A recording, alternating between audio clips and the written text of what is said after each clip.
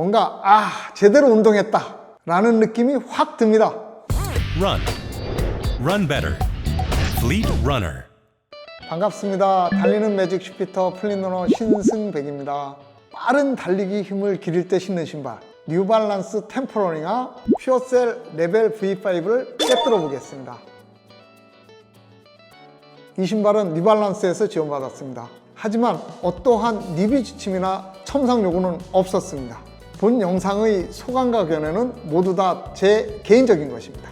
이 신발 뉴발란스의 퓨어셀 레벨 V5의 성격을 알기 위해서 몇 가지 짚고 넘어가겠습니다.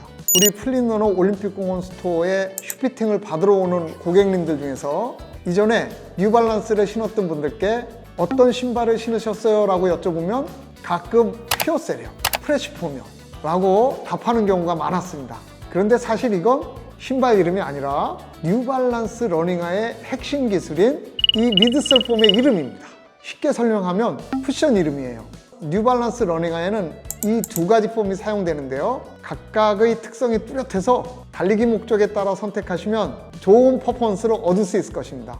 퓨어셀은 반발력과 추진력에 중점을 둔 폼으로 스피드를 내는데 최적화되어 있습니다. 만약 뉴발란스 러닝화 이름에 퓨어셀이 들어가 있다면 스피드 계열의 러닝화라고 생각하시면 됩니다. 반면에 프레시폼은요, 쿠셔닝과 편안함에 초점을 맞춘 폼입니다.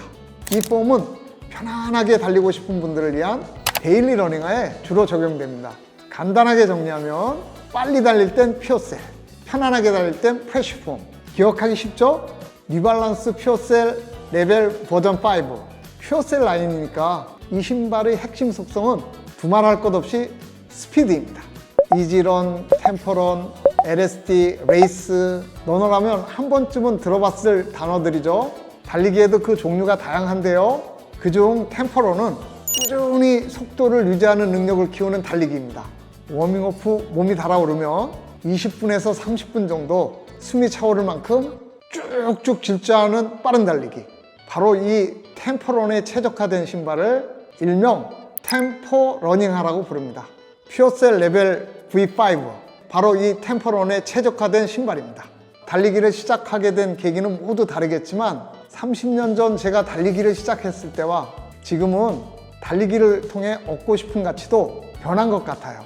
예전에는 건강, 극기, 인생 승리 이런 단어들이 달리기를 대표했다면 요즘은 PB, 크루, 재미, 사교 좀 더 다채로운 가치들이 중요하게 여겨지는 것 같습니다.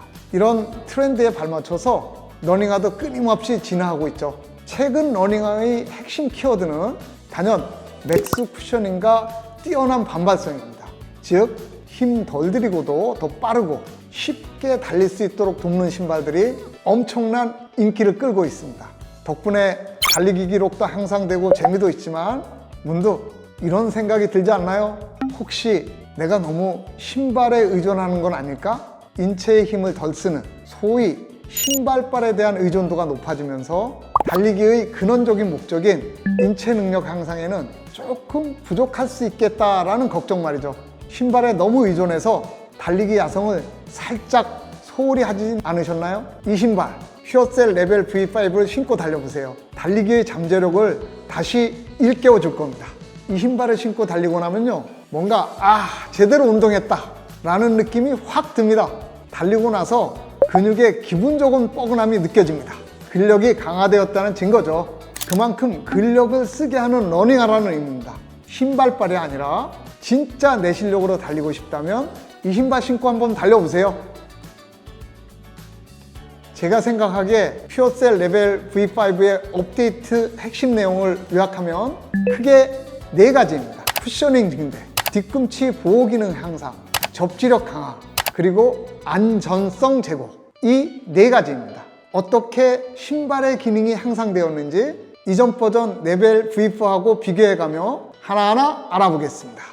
이게 이전 버전 레벨 V4입니다. 이제부터는 5와 4로 줄여서 부르겠습니다. 먼저 바닥부터 보겠습니다. 바닥 폭을 조금 변경했는데요. 뒤쪽은 4에 비해서 폭을 3mm 줄이고 중간 폭은 5mm 늘렸습니다.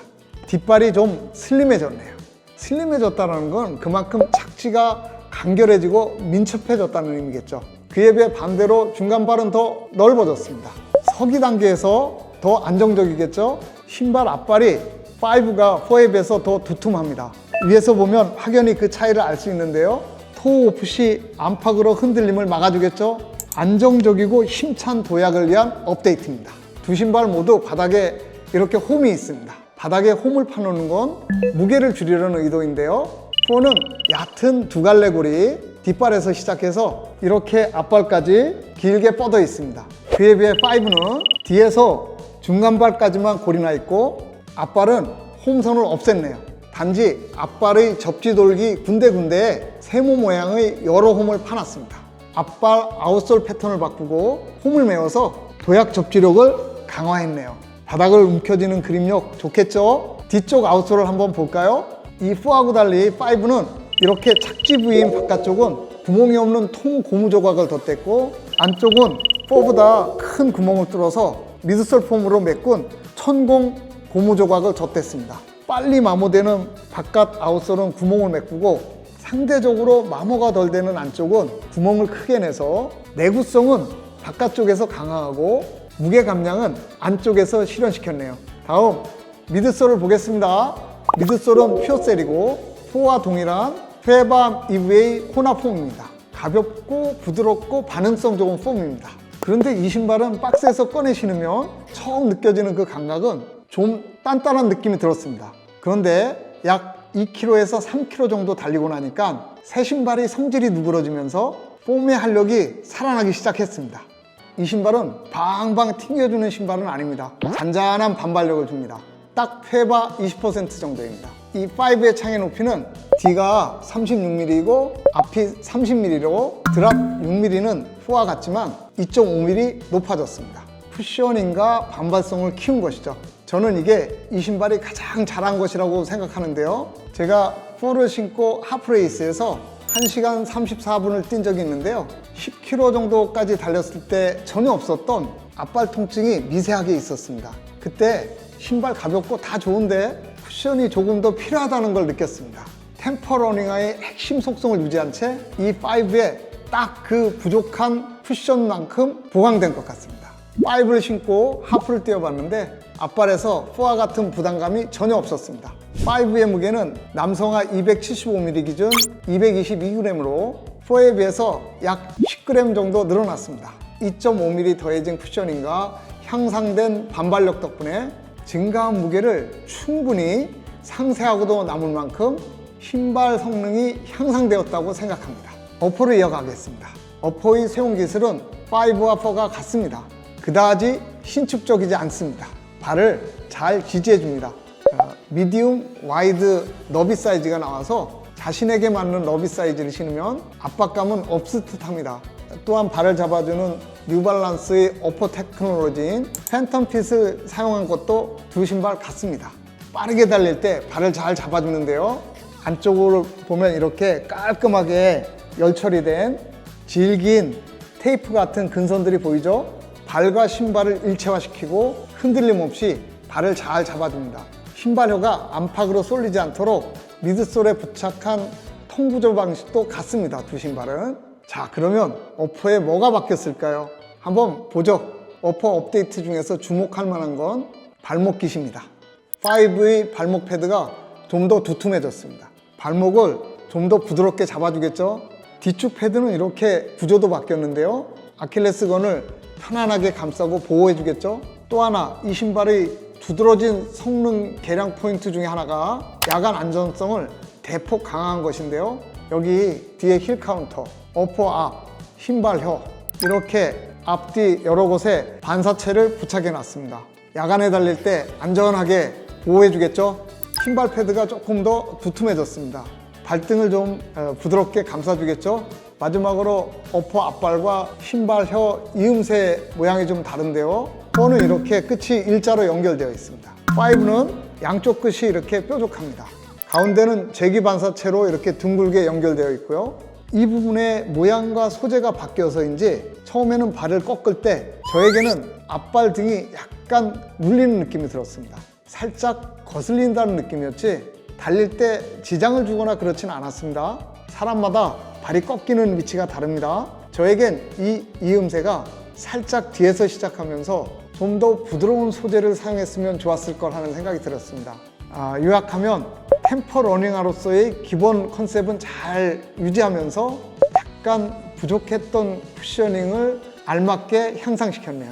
이 신발의 거리 수용 범위는 하프 정도가 아닐까 생각합니다. 빠르기는 한계 빠르기의 90% 정도일 것 같습니다. 가격은 189,000원입니다. 이 신발을 신고 하프 1회를 포함해서 약 75km를 달려봤습니다. 이 신발을 신고 달리면 달리기가 가뿐가뿐합니다. 신발 가볍습니다. 앞발 유연합니다. 반발력은 그리 왕성하지 않으나 힘주는 만큼 그에 알맞게 뽀글뽀글 반응합니다. 부름도 그렇게 크지 않습니다. 힘을 팍팍 줘야 쭉쭉 내달릴 수 있습니다.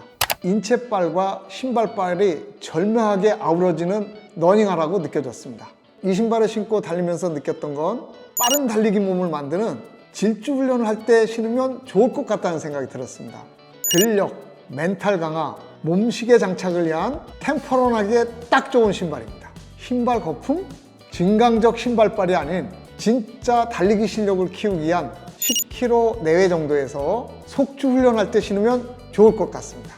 물론 가벼운 데일리 러닝화를 선호하는 분들이 룰루루 랄랄라 풍경을 즐기며 이지런 할 때 신어도 좋을 것 같습니다. 쿠션이 많고 왕성한 탄력이 있는 신발을 좋아하는 분께는 추천하고 싶지 않습니다. 저는 주로 와이드 250mm, 미디엄은 255mm를 신는데요. 이 신발은 미디엄 255mm를 신었습니다. 헐렁거리거나 압박하는 거 없이 제겐 잘 맞았습니다. 플릿러너 토니 주니 슈피터는 주로 미디엄 270mm를 신는데요. 이 신발 미디엄 270mm 잘 맞았다고 합니다. 이 신발은 사이즈는 주로 신던 사이즈를 신으면 될 듯 합니다. 하지만 사이즈는 매장에서 신어보고 정하시기 바랍니다. 사이즈는 우리 각자의 발의 볼륨, 신는 패턴하고 취향, 촉감 등의 개인 차이가 있죠. 이 리뷰 한계는 누적거리 약 75km, 1회 최장거리 하프, 최고 페이스 1km 4분 16초, 동네 달리기 29년 62세 판매자입니다. 사람마다 단련도, 체감도, 발특성, 견해 등의 개인 차이가 있죠. 한 러너로서의 착용감과 소견일 뿐입니다.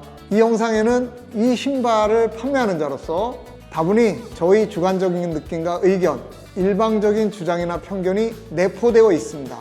가려서 정보를 취하시기 바랍니다. 이 영상이 운동 목적과 내 발에 맞는 신발을 찾는 데 도움이 되길 바랍니다. 즐거운 달리기 하세요. 감사합니다. 힘! Run. Run better. Fleet Runner.